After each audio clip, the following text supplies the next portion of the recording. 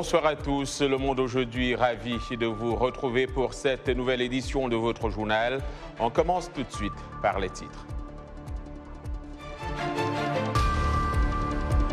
Encourager les investisseurs américains à s'intéresser davantage à la Côte d'Ivoire, c'est le message que le Premier ministre Patrick Kachi est venu leur adresser lors de sa visite économique aux États-Unis.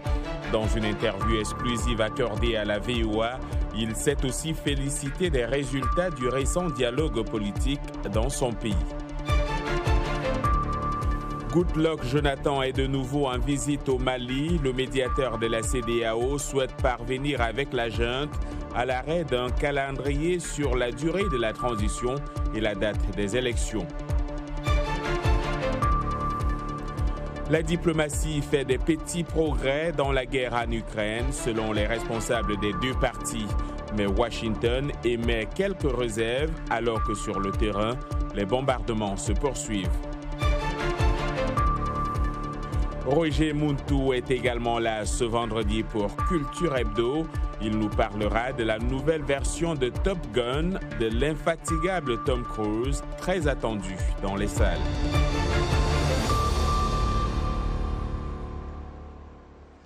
Une fois encore, bonsoir. Les responsables ukrainiens et russes ont déclaré avoir fait des progrès dans les négociations en vue d'un cessez-le-feu alors que la guerre entre dans sa 4e semaine. Les experts détectent un changement dans les exigences de la Russie car la guerre dure plus longtemps que prévu. Mais le secrétaire d'État américain Anthony Blinken dit qu'il ne voit pour l'instant aucune preuve que la Russie est sérieuse en matière de diplomatie. C'est un reportage de Cindy Sen, un récit de Dili Diko. Anthony Blinken, chef de la diplomatie américaine, n'a pas mâché ses mots lors de cette conférence de presse au département d'État. Je dois dire d'une part que nous félicitons l'Ukraine d'être à la table malgré les bombardements à toutes les heures de la journée. D'autre part, je n'ai vu aucun effort significatif de la part de la Russie pour mettre fin de façon diplomatique à cette guerre. Le président ukrainien Volodymyr Zelensky a exposé ses priorités pour les pourparlers dans une vidéo publiée jeudi. Les négociations sont en cours, des négociations pour le bien de l'Ukraine. Mes priorités dans les négociations sont absolument claires. La fin de la guerre, les garanties de sécurité, la souveraineté, la restauration de l'intégrité territoriale. Zelensky a déclaré que jusqu'à présent, Moscou avait subi des pertes sur le champ de bataille plus lourdes que celles des campagnes précédentes en Syrie et en Tchétchénie, ou même en Afghanistan pendant l'époque soviétique. Des experts ont expliqué à la VOA que le président russe Vladimir Poutine a probablement été surpris par la résistance en Ukraine et que les difficultés de la Russie dans sa progression vers Kiev ont impulsé un changement important dans sa position lors des négociations. Certains experts préviennent tout de même qu'il n'y a aucune preuve que Poutine envisage sérieusement de négocier avec l'Ukraine. D'autres analystes disent qu'il est possible que Poutine soit isolé et qu'il ne soit pas au fait des réalités sur le terrain. Le ministre russe des Affaires étrangères, Sergei Lavrov, s'est exprimé sur de possibles pourparlers entre Zelensky et Poutine. Il n'y a aucun obstacle à l'organisation d'une rencontre qui ne soit pas une réunion juste pour les apparences, mais plutôt un contact entre les deux présidents qui consolidera les accords qui sont actuellement élaborés par les deux délégations. Elles ont déjà eu 3 rencontres en Biélorussie et maintenant elles travaillent en vidéoconférence. Alors que les pourparlers se poursuivent entre les deux États, les funérailles de soldats continuent en Ukraine. Et l'une des conséquences de ce conflit en Ukraine, c'est bien sûr la situation des réfugiés. Le mouvement historique des personnes vers l'Ouest est devenu la crise migratoire la plus rapide d'Europe depuis des décennies. L'exode des Ukrainiens représente près du double du nombre de réfugiés enregistrés par les Nations Unies au cours des 11 premiers jours de la guerre du Kosovo. C'était en 1999. Voyons cela dans cet élément de Ginny Kapumbu-Villa. Au milieu des bombardements et des coups de feu de l'invasion russe, plus de 3 millions de personnes ont fui l'Ukraine au 16 mars. À ce rythme, avertissant les responsables du Haut-Commissariat des Nations Unies pour les réfugiés, HCR, l'exode pourrait dépasser la crise syrienne de 2015. Les chiffres sont probablement plus élevés en raison de retard dans le décompte. Environ 60% des réfugiés ukrainiens, soit plus de 1,8 million de personnes, sont allés en Pologne. D'autres sont allés en Hongrie, en Moldavie, en Roumanie et en Biélorussie. Le nombre de personnes déplacées continuera probablement d'augmenter de 100 000 à 200 000 par jour selon l'ONU. Le conflit armé en Ukraine a commencé au début de 2014 et s'est rapidement transformé en impasse avec des bombardements et des escarmouches en cours le long de la ligne qui sépare les régions frontalières contrôlées par la Russie et l'Ukraine à l'est. Je pense que l'essentiel à retenir est que les Ukrainiens vivent avec une guerre depuis 8 ans. Donc ils ne répondent pas à une surprise en ce moment. Ils ont réfléchi à cela. Ils sont constamment menacés à un faible niveau depuis 8 ans. Le HCR a déclaré que jusqu'à 6,5 millions de personnes pourraient éventuellement quitter l'Ukraine. Ceux qui fuient vers les pays voisins ont été accueillis par des gouvernements et des organisations caritatives pour répondre aux besoins critiques. Mais on s'inquiète pour les personnes à mobilité réduite. Les personnes à mobilité économique sont celles qui pourront bientôt sortir et les personnes les plus pauvres seront laissées pour compte. Donc c'est aussi une chose à laquelle il faut penser quand on parle d'aide, l'aide humanitaire et l'aide aux réfugiés. Beaucoup de gens vont être, vous savez, également des personnes âgées et handicapées et des personnes avec des enfants qui ne pourront peut-être pas se déplacer très facilement.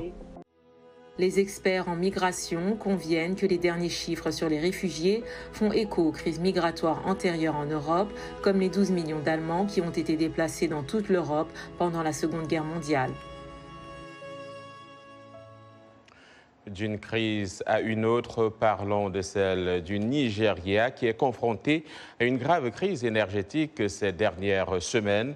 Le président Muhammadu Buhari a présenté ses excuses à la population face à la situation. L'électricité manque au Nigeria depuis le 14 mars dernier, provoquant des pertes pour de nombreux Nigérians suite aux pannes enregistrées dans la plupart des régions du pays. Les autorités invoquent une baisse de la production hydroélectrique en raison des pressions saisonnières sur les barrages et des difficultés dans les travaux de réparation de groupes électrogènes en cours. La production de l'électricité au Nigeria est jugée insuffisante pour sa population de plus de 200 millions d'habitants et dont les besoins sont estimés généralement à environ 4000 mégawatts par jour. Le Premier ministre ivoirien Patrick Kachi a achevé hier jeudi une visite économique ici aux États-Unis où il a présenté le programme Vision 2030 à l'Atlantic Council et à la Banque mondiale. Une bonne partie de ce programme repose sur l'implication du secteur privé. Son objectif était donc d'encourager les investisseurs américains à s'intéresser davantage à son pays, la Côte d'Ivoire. Avec Abdourahmane Dia, le Premier ministre ivoirien Patrick Kachi a aussi abordé le récent dialogue national en Côte d'Ivoire et la question sécuritaire en Afrique de l'Ouest. Suivons plutôt. Oui, déjà, je pense qu'avec les élections législatives qui se sont déroulées, ce sont des élections législatives qui ont vu la participation de quasiment tous les partis politiques pour la première fois depuis 20 ans. Donc ça a été, je dirais, un premier grand tournant, je dirais, d'une paix sociale renforcée. Mais en plus de cela, vous en parliez, le dialogue politique que nous venons d'achever il y a quelques semaines a vu la participation de près de 26 organisations de la société civile et de 21 partis politiques et groupements politiques et dialogue à l'issue duquel toutes les questions pendantes relatives aux différents sujets qui pourraient être des sujets de discorde et qui pourraient être éventuellement des freins à la cohésion sociale et à la paix, je dirais, sociale, ont été abordées, ont été discutées dans un environnement de courtoisie, dans un environnement de responsabilité, et toutes les parties prenantes ont signé, je dirais, cet accord de dialogue politique, ce qui est donc une preuve de maturité où tous les acteurs ont bien compris que quelles que soient nos différences et nos divergences de vues politiques ou d'autres natures, l'essentiel et le plus important, c'est le pays. Et d'ailleurs, nous l'avons dit, le premier vainqueur de la signature de ce dialogue, qui consacre véritablement, je dirais, un pays en paix, un pays stable, un pays qui a repris, je dirais, le niveau de sa croissance, signal, c'est que véritablement tout le monde est vraiment d'accord pour dire qu'il faut se mettre ensemble, il faut développer ce pays et que le vainqueur de ce dialogue, c'est d'abord le pays. Monsieur le Premier ministre, avec les sanctions visant le Mali, mais également le Burkina et la Guinée qui sont suspendus par la CEDEAO. La Côte d'Ivoire est frontalière de tous ces trois pays.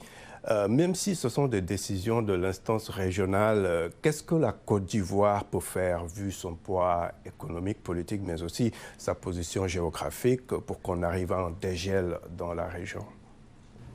Je crois que la Côte d'Ivoire, comme vous le savez, n'agit pas seule dans ce genre de circonstances. Lorsque ces crises surviennent, nous avons une organisation sous-régionale qui est la CEDEAO et qui a un président actuellement, qui est le président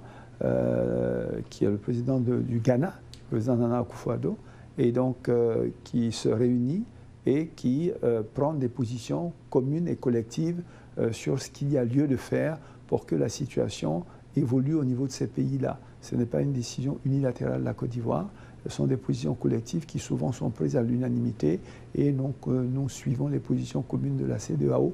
Le souci majeur, bien sûr, étant que la paix civile, je dirais, la paix revienne dans ces pays, qu'il y ait bien sûr un retour au pouvoir des civils dans une démocratie qui est prônée dans toute la sous-région et pour tous les pays de la sous-région. Vous pourrez bien sûr retrouver l'intégralité de cette interview exclusive sur notre site internet voafrique.com. Restons dans la région. Déterminer la durée de la transition, dégager un calendrier électoral, voilà les 2 points à l'ordre du jour de la visite du médiateur de la CEDEAO, Goodluck Jonathan, à Bamako. Reportage de notre correspondant Mohamed Danyoko. C'est en début d'après-midi de ce vendredi 18 mars que le médiateur de la CEDEAO, Goodluck Jonathan, est arrivé à Bamako accompagné d'une forte délégation. Il doit s'entretenir avec les autorités de la transition, l'objectif étant de trouver un terrain d'entente autour de la durée de la transition et d'un calendrier électoral. La visite de Goodluck Jonathan était attendue parce que la première fois il était là, ils ne se sont pas tombés d'accord, donc il dit qu'il allait partir et revenir et c'est la suite logique de cette première étape. Donc je crois que il sera question du calendrier électoral qui est en tout cas un impératif et pour le Mali et pour la CEDEAO. Comme je l'ai dit, vous savez, aucun pays ne peut, le monde est devenu un village interplanétaire. Aucun pays ne peut évoluer en vase clos. Donc je crois que et le Mali, et la CEDEAO, et la France, tous ont dit qu'on a intérêt à s'entendre sur un calendrier pour atténuer la souffrance de la population.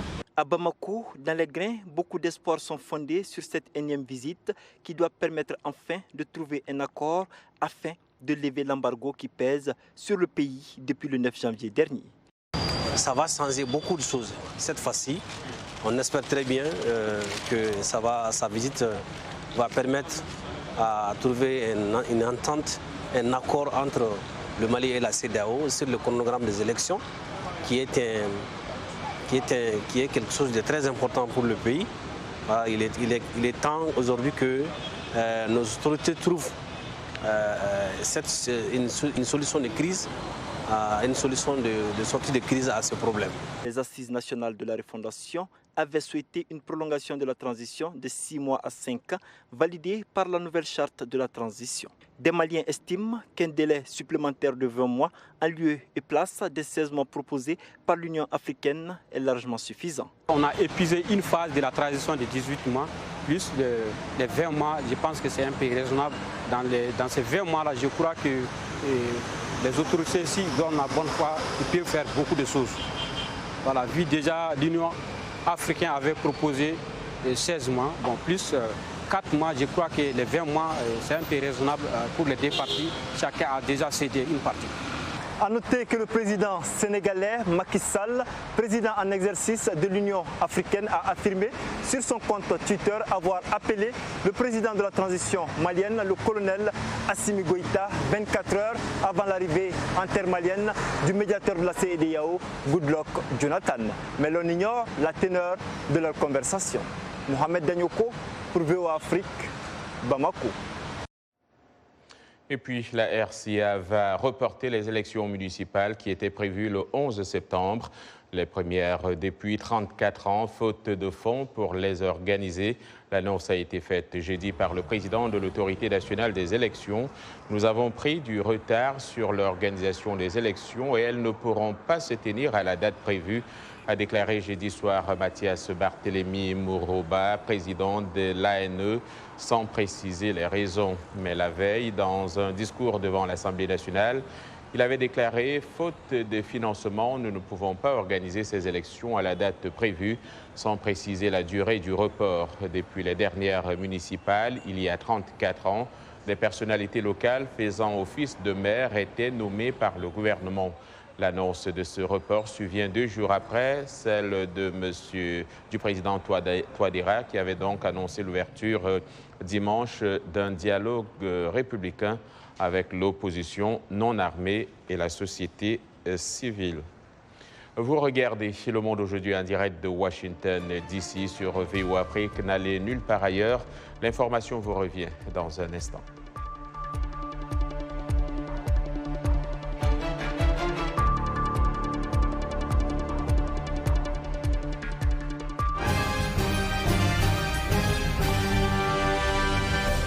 Mbote Ndeko Eli Sango, Mbote Nabino Banso, Mozali Kolanda, Saona Lingala, na la voix de l'Amérique, Uto, Washington DC. Sango ya Mokili Lelo, c'est votre nouveau rendez-vous d'actualité en Lingala de la voix de l'Amérique. Tous les jours, de lundi à vendredi, nous vous proposons 2 éditions d'actualité. La première, de 17h à 17h30 temps universel, et la deuxième, de 19h30 à 20h temps universel. Politique, société, culture, économie, sport. La rédaction Lingala de La Voix de l'Amérique vous donne rendez-vous pour décrypter l'actualité congolaise, africaine et du monde. Sango ya Mokili Lelo, c'est tous les jours, de lundi à vendredi, sur nos ondes et celles de nos stations partenaires, dans l'une des plus belles langues d'Afrique, le Lingala.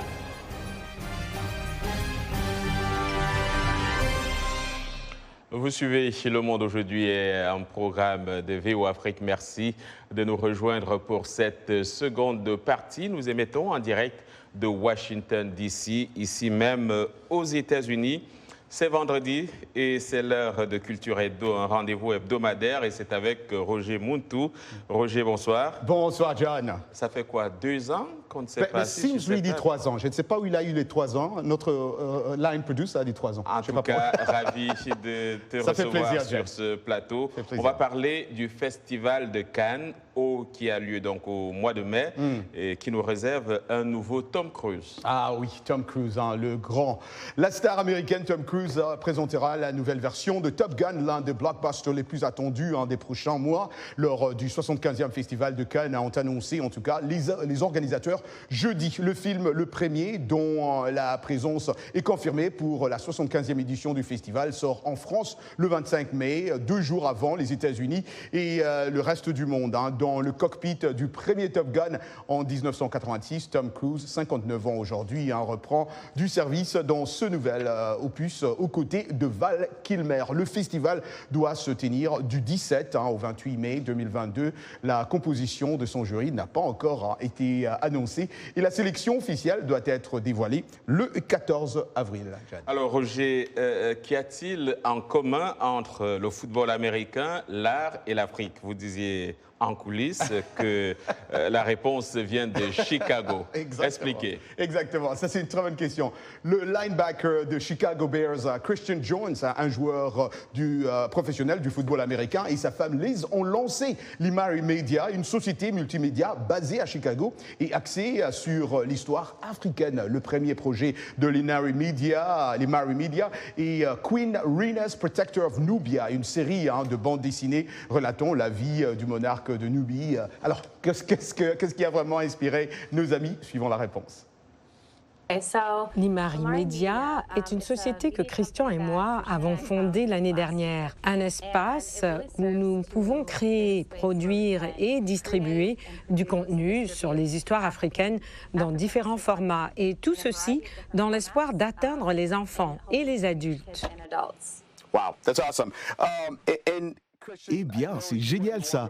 Christian, vous et votre chère épouse, qui est aussi votre partenaire, vous êtes américain d'origine. Nos téléspectateurs se demanderont probablement pourquoi avoir choisi des histoires africaines et qu'est-ce qui vous a inspiré à créer la société L'Imari.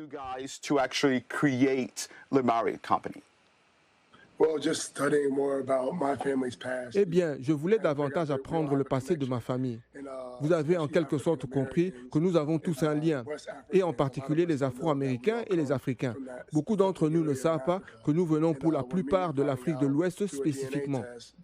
Quand j'ai découvert, grâce à un test ADN, que du côté de ma mère, nous avons des liens nigériens, en particulier le groupe ethnique Yoruba, j'ai commencé à lire pour en savoir un peu plus et à apprendre certaines histoires de là-bas. Cela a en quelque sorte déclenché une passion pour moi parce que je me suis rendu compte qu'il y avait beaucoup de choses que je ne connaissais pas. J'ai vite compris que ça serait puissant si non seulement les Afro-Américains, mais d'autres groupes aussi connaissent ces histoires. Ah oui, on apprend chaque jour l'intégralité de cette interview dans RM Show sur notre site voafrica.com. Et voilà, c'est tout ce que nous avons pu concocter, Jan, cette semaine pour nos téléspectateurs.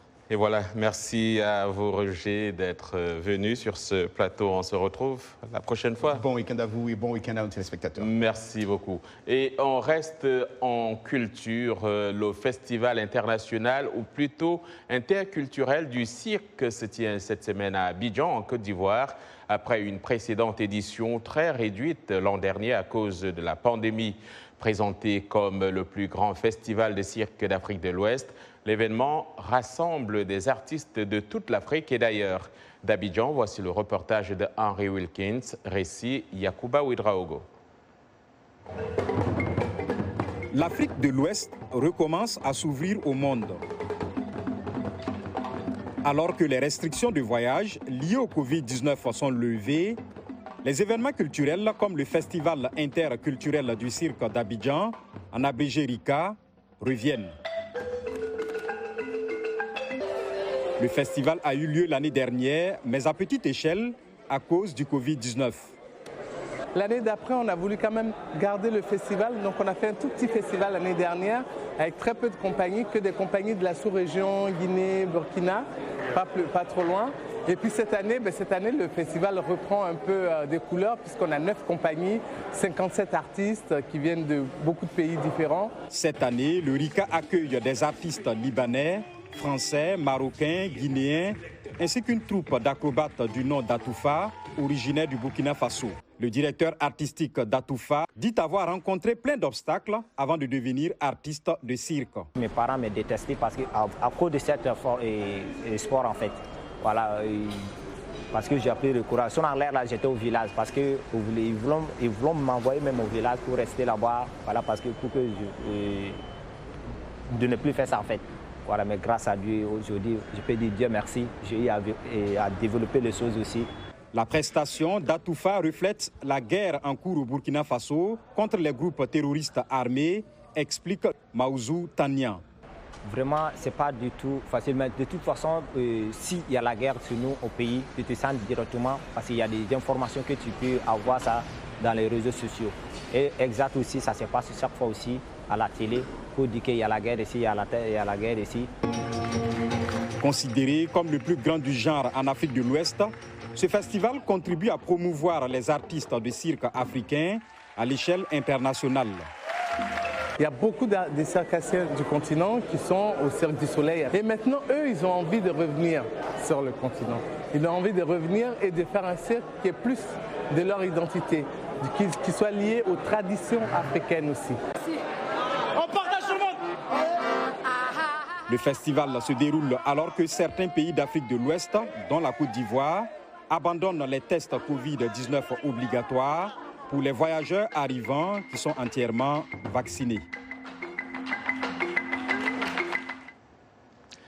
La culture doit être accessible à tout le monde. Depuis plusieurs années, le comédien Bonaventure Madjitou Bangar déclame de la poésie dans la rue pour amener la culture dans les quartiers populaires de N'Djamena, une capitale qui ne compte ni théâtre ni cinéma.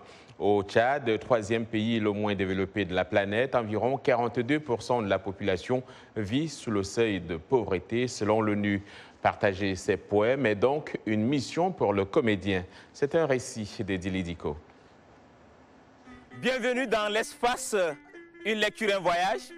Et nous sommes au cœur du quartier Chagua. Nous sommes dans un quartier populaire dans le sud de N'Djamena où résonne une douce musique, celle qui accompagne les poèmes déclamés par Bonaventure Madjitou Bangar.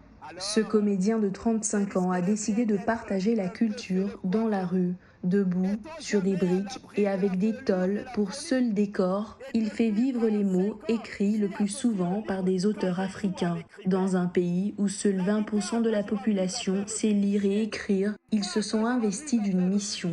La culture doit être accessible à tout le monde. Si on veut avoir un monde merveilleux, un monde harmonieux, il faudrait que tout le monde soit axé sur les mêmes dimensions pour pouvoir rêver ensemble. Et sans culture, on ne peut pas se permettre de pouvoir amorcer un développement. Aujourd'hui, il a choisi d'évoquer l'exil avec un poème de l'auteur tchadien Nimrod qui a quitté son pays alors que la guerre civile y faisait rage dans les années 80. Je me suis intéressé, c'est comme ça que je suis venu pour écouter ce qu'il a en train de dire. Et j'étais vraiment content de ce qu'il est en train de dire. Cela fait 6 ans que Bonaventure Madjitou Bangar se produit ainsi dans la rue. Il le fait toujours au son du koundou, version tchadienne du balafon, un xylophone africain. Le koundou, ça fait partie de moi, c'est mon identité, ça accompagne la musicalité. Et ce qui est beau dans le théâtre, on ne le fait pas seul. Le théâtre convoque d'autres disciplines. Et notre regard aussi vient enrichir ce que je fais dans le théâtre. Donc ça devient une complicité et en même temps aussi, ça porte cette identité où tout le monde se reconnaît à l'intérieur au fait. Le Tchad est un gâchis. Très impliqué dans la vie du quartier, l'artiste y organise régulièrement des ateliers pour les enfants. Une petite fenêtre qu'il leur ouvre sur le monde. S'il n'est pas là, nos enfants pleurent. Parce qu'à chaque fois, 2-3 mois, il réunit les enfants. Il leur donne pour les dessins, ainsi de suite. Ils apprennent les enfants à jouer, à faire les dessins, ainsi de suite. Donc ça me plaît comme ça, de continuer comme ça jusqu'à avec nos enfants, avec les jeunes du quartier. Transmettre est un véritable acte politique pour cet artiste qui a suivi des cours d'art dramatique au Burkina Faso. Bonaventure Madjitou Bangar estime qu'il est crucial d'apporter la culture dans les rues de N'Djamena, une ville sans théâtre ni cinéma. Excellent. Le Monde aujourd'hui, c'est la fin de cette édition. Au nom de toute l'équipe, je vous dis merci de l'avoir suivi. Demain est un autre jour. D'ici là, passez un excellent week-end.